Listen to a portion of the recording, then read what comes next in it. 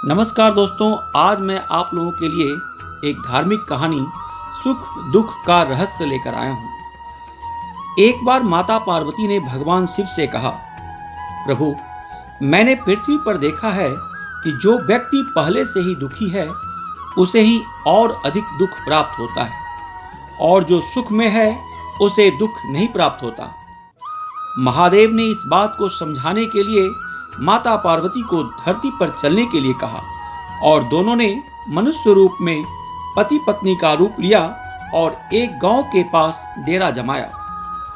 शाम के समय उन्होंने माता पार्वती से कहा, हम मनुष्य रूप में यहाँ आए हैं, इसलिए यहाँ के नियमों का पालन करते हुए हमें यहाँ भोजन करना होगा, इसलिए मैं भोजन सामग्री का प्रबंध करता हूँ, तुम भोजन बनाओ। उनके जाते ही माता पार्वती रसोई में चूल्हे को बनाने के लिए बाहर से ईंटें लाने गईं और गांव में कुछ जर्जर हो चुके मकानों से ईंटें लाकर चूल्हा तैयार कर लिया। चूल्हा तैयार होते ही शिव जी वहां पर बिना कुछ लाए ही प्रकट हो गए। माता पार्वती ने उनसे कहा, आप तो कुछ लेकर नहीं आए, भोजन कैसे बनेगा?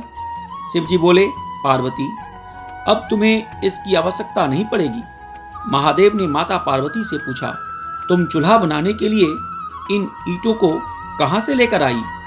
माता पार्वती ने कहा, प्रभु, इस गांव में बहुत से ऐसे घर भी हैं जिनका रख रखाव सही ढंग से नहीं हो रहा है। इनकी जर्जर हो चुकी दीवारों से मैं ये ईंटें लेकर आई हूं।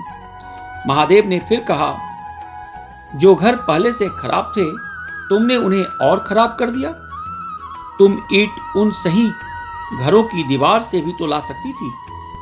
माता पार्वती बोली, प्रभु, उन घरों में रहने वाले लोग उनका रख रखाव अच्छी तरह से किया है और वो घर सुंदर भी लग रहे हैं, ऐसे में उनकी सुंदरता को बिगाड़ना उचित नहीं होता। महादेव बोले, पार्वती, यही तुम्हारे द्वारा पूछे गए प्रश्न का उत्तर है। जिन लोगों ने अपने घर का रख रखाव अच्छी तरह से किया है, यानी सही कर्मों से अपने जीवन को सुंदर बना रखा है, उन लोगों को दुख कैसे हो सकता है? मनुष्य के जीवन में जो भी सुखी है वो अपने कर्मों के द्वारा सुखी है, और जो दुखी है वो अपने कर्मों के द्वारा दुखी है। इसलिए हर एक मनुष्य को अपने जीवन में ऐसे ही कर्म करने चाहिए जिनसे इतने सुदृढ़ और सुंदर भवन का निर्माण हो कि कोई उसकी एक ईंट भी निकालने ना पाए। धार्मिक कहानियों को सुनते रहने के लिए मेरे इस चैनल को लाइक, शेयर और सब्सक्राइब जरूर करें। धन्यवाद।